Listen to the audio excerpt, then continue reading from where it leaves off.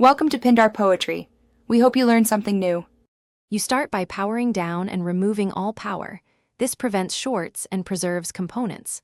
Once the system is off, unplug the power supply from the wall and then detach the GPU power plugs.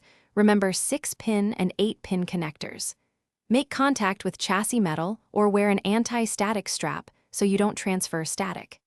Then remove the side panel and position a light. This gives clear access to the GPU bracket screw and the PCIe retention clip. Now you're ready for the next step. You'll remove the bracket screws first because they secure the card to the chassis. Keep them nearby so you can reinstall later. Once unscrewed, use one hand to steady the card and locate the PCIe retention latch at the end of the slot. Depress or flip it as designed. Make sure to support the card body. This prevents torque on the motherboard. If the latch sticks, wiggle it gently and avoid prying the PCB. Patience prevents snapped tabs or damaged traces.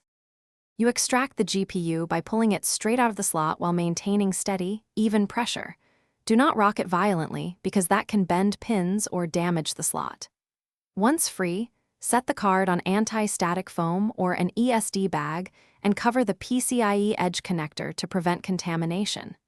If you later get no display, make sure power cables are fully seated, reseat the GPU, and check BIOS PCIe mode.